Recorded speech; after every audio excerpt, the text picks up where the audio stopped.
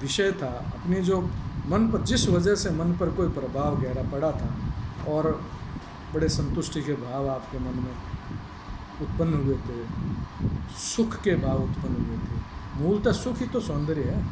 तो वो जो उत्पन्न हुए थे उसको आप एक्सप्रेस कैसे करते हैं, उसकी अभिव्यक्ति की जो थ्योरी है वो भी सौंदर्य का एक प्रकार है। तो इंसाइक्लोपीडिया में 3 प्रकार से सौंदर्य को डिफाइन किया गया है, उसके 3 अलग अलग प्रकार माने गए हैं। जैसे अब सौंदर्य, चूँकि पाश्चात्य जगत की अगर बात करें तो सारा सौंदर्य भौतिक दृष्टिकोण को लेकर ही उन्होंने आगे बढ़ाया, सोच को लेकर आगे बढ़ाया। भारत में या पूर्व में और पश्चिम में ये बहुत बड़ा एक भेद रहा है। वैसे तो सौंदर्य की बात करेंगे जब उस पर विशेष बात करेंगे, लेकिन यहाँ मैं उसका हल्का सा संदर्भ यूँ देना चाहता हूँ कि आप ठीक से बात को समझ पाए। पाश्चात्य जगत के अंदर सारा जो फोकस था, सारा जो ध्यान केंद्र जो बना हुआ था वो था व्यक्ति, यानी वहाँ की जो भोगवादी दृष्टि थी वो व्यक्तिगत दृष्टिकोण को लेकर चलती थी। व्यक्ति का मतलब व्यक्तिगत दृष्टिकोण को लेकर चलना, तो वहाँ व्यक्ति का ज़्यादा महत्व था, व्यक्तिगत दृष्टिकोण का भी ज़्यादा महत्व था। और भारत या पूर्वी दर्शन की अगर बात करें तो यहाँ व्यक्ति आदर्श रूप में नहीं होता था, यहाँ व्यक्तित्व आदर्श रूप में होता था। हम व्यक्ति के लिए इतने प्रतिबद्ध नहीं थे, बल्कि उसकी व्यक्तित्व के लिए प्रतिबद्ध थे। ये दोनों में हल्का सा अंतर आपको महसूस होगा जब आप पूर्वी और पाश्चात्य सौंदर्य शास्त्र के बारे में बात करेंगे। जैसे कवि कीट्स ने तो कहा ही है, पाश्चात्य दर्शन की बात करते हुए उन्होंने कहा कि बहुत सुंदर उन्होंने बात कही कि भाई सौंदर्य है वही सत्य, यानी सौंदर्य सत्य है, सौंदर्य सत्य और सत्य ही सौंदर्य है। दोनों बात हो गई, दोनों एक दूसरे के पूरक हो गए। कैसे कि सौंदर्य सत्य है और सत्य ही सौंदर्य है, और यही संसार में तुम जानते हो, यही संसार में तुम जानते हो और यही तुम्हें जानने की ज़रूरत है। यानी सौंदर्य को उन्होंने सत्य का दर्जा दिया, ये स्पिरिचुअलिटी है। इससे पहले जब दार्शनिकों की बात कर रहे थे या उनके विचारों की बात कर रहे थे तो वहाँ सारा का सारा प्रत्यक्ष दर्शन को आधार मानकर जो संवेदनात्मक ऐन्द्रिक बोध था, ऐन्द्रिक बोध यानी ऐन्द्रिक जो संवेदनाएं थी, इंद्रियों के द्वारा जनित जो संवेदनाएं थी, प्रत्यक्ष के आधार पर जो प्राप्त हमारी संवेदनाएं थी, उसको लेकर बल दिया गया था। कीट्स ने उसको थोड़ा सा अलग से डिफाइन किया। मैंने पूर्व में कहा कि सारा का सारा पाश्चात्य कोई भौतिकवादी को लेकर चलता है, ऐसा नहीं है। वहाँ भी बौद्धिकता की बात होती है, मन की बात होती है, आदर्श की बात होती है और स्पिरिचुअलिटी की भी बात होती है। तो जैसे कवि कीट्स ने कहा, ब्यूटी इज़ ट्रुथ और truth is beauty, that all ye know on earth, यही संसार में तुम्हारे जानने के लिए है। And all you need to know, और यही तुम्हें जानने की ज़रूरत है। तो कहने का तात्पर्य ये है कि जो पाश्चात्य सौंदर्य शास्त्र है उसका एक दृष्टिकोण जो है वो ऐन्द्रिक बोध को लेकर, प्रत्यक्षीकरण को लेकर, यानी प्रत्यक्ष के आधार से जनित संवेदनाओं को लेकर उनका एक जो प्रस्तुतिकरण है, यानी कि उस संवेदना को जो कलाकार ने, चित्रकार ने या कवि ने जो उस संवेदना को ग्रहण किया और उस ग्रहण की हुई संवेदना को पुनः जब वह सृजित करता है तो उसका आधार वही होता है, उसका आधार वही होता है। वो जो प्रस्तुतिकरण की सारी प्रक्रिया है वो सौंदर्य शास्त्र के अंतर्गत आती है। और साधारणतया अगर उनके पूरे पाश्चात्य दर्शन शास्त्र का और उनके जो अवधारणाओं का विवेचन करें तो सौंदर्य शास्त्र को अगर डिफाइन करना है तो सौंदर्य शास्त्र को 4 घटकों में अपन बांट सकते हैं। या कहीं उनके अगर आप पढ़ें तो क्लासिफिकेशन भी मिलता है कि भाई सौंदर्य को मूल आधार क्या है। तो पहला मूल आधार तो अगर सौंदर्य की विवेचना करने की बात जहाँ होगी तो सौंदर्य के मूल आधार क्या है, जब आधार का पता रहेगा तभी तो विवेचना कर पाएंगे ना। तो उन्होंने कहा कि भाई फर्स्ट तो सौंदर्य की विवेचना का आधार है कलाकृति, यानी जो कलाकृति जो बनी हुई है वह सबसे ज़्यादा महत्वपूर्ण है। सौंदर्य का आधार तो बेसिक वही है, उसी को देख के तो आप सौंदर्य की कल्पना, सौंदर्य की अनुभूति करते हैं। कल्पना तो कलाकार करता है, देखने वाला तो अनुभूति करता है। दूसरे हैं उसके रूपाकार। रूपाकार मतलब जो उसने पात्रों का चयन किया है, किसी विषय को लेकर, किसी घटना को लेकर उसने जो पात्रों का चयन किया है, जिस विषय को वो अपने कलाकृति के द्वारा, जिस विषय को वो अपनी रचना के द्वारा, चाहे वो काव्य हो, चाहे चित्र हो, चाहे मूर्ति हो, जो भी माध्यम हो, उस माध्यम के द्वारा उस विषय व उस घटना को जो वो अभिव्यक्ति प्रदान करना चाहता है, उसके लिए कुछ रूपाकारों का गठन भी तो करता है। रूपाकार रूप भी तो देता है, कुछ पात्रों का चयन करता है, फिर उसका रूप कैसा हो उसका भी वो निर्णय करता है। तो पहला कलाकृति इटसेल्फ अपने आप में ओवरऑल, दूसरा उसके पात्र रूपाकार हो गए। अगर रूपाकार अच्छे नहीं होंगे तो वो सुंदर थोड़ी लगेगी ना।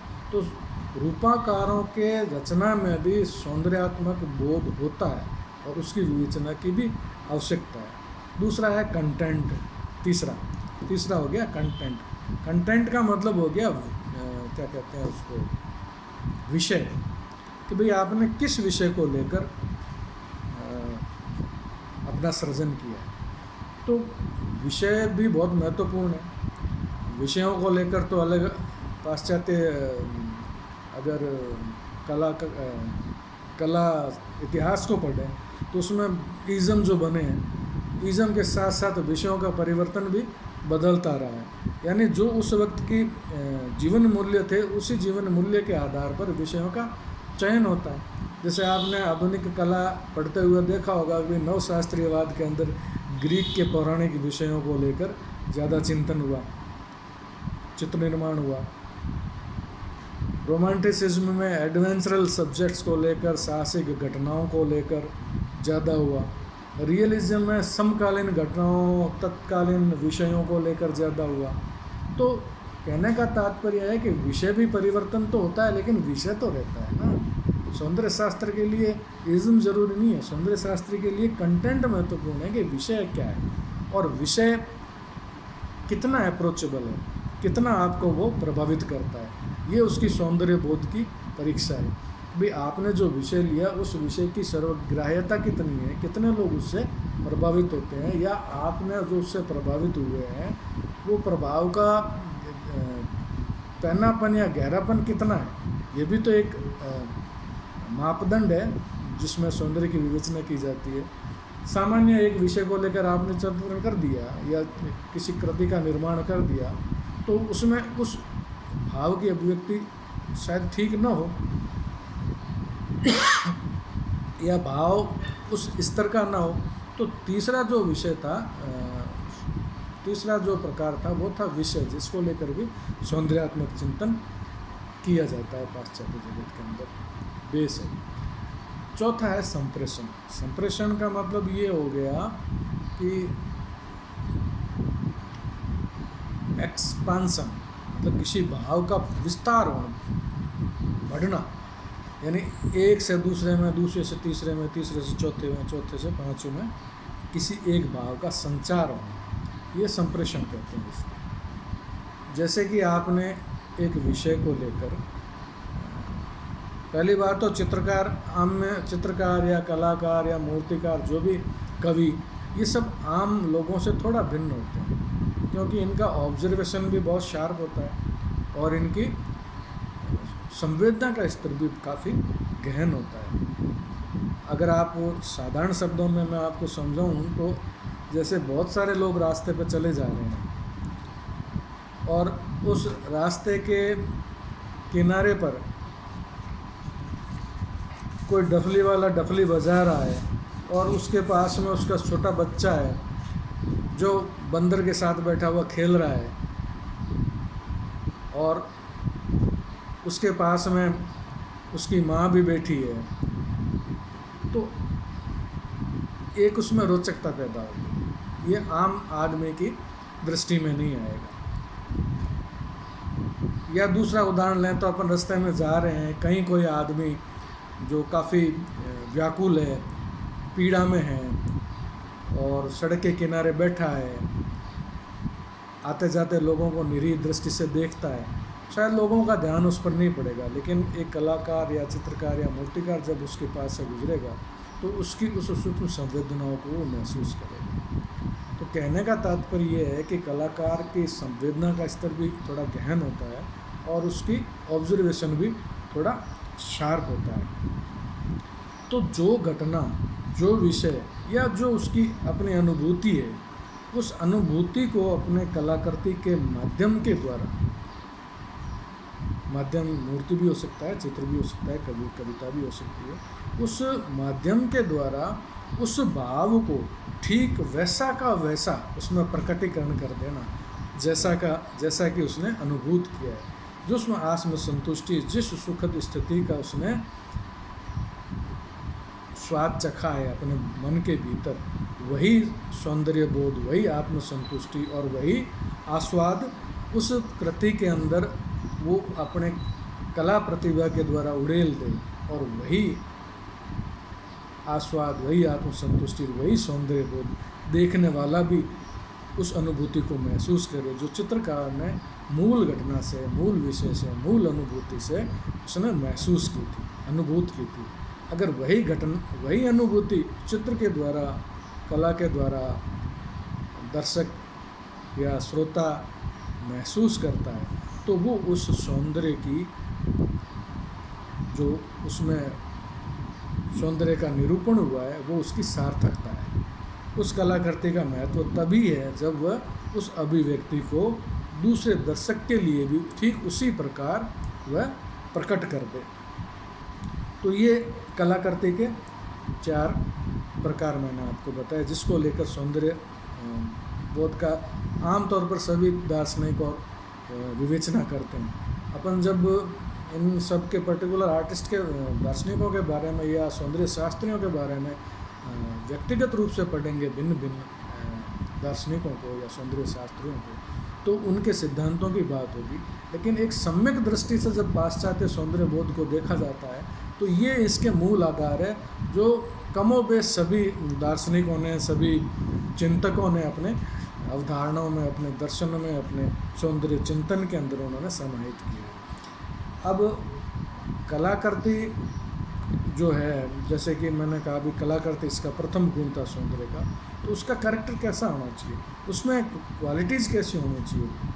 आपने एक बात गौर की होगी कि जब चित्रकार, कलाकार, मूर्तिकार या अन्य अभिनय के, नाटक के क्षेत्र में, मंचन के क्षेत्र में बहुत सारी विधाएं हैं ना, तो उन सब के अंदर जब वो सृजन करता है, कलाकृति का सृजन करता है, तो आपने अगर गौर किया होगा तो वो सभी जो माध्यम थे, उस माध्यम के अंदर वो अपने जो व्यक्तिगत जो फीलिंग्स होती है, उस फीलिंग्स को अभिव्यक्त जब करता है, तो उसमें कलात्मक बोध, कला की जो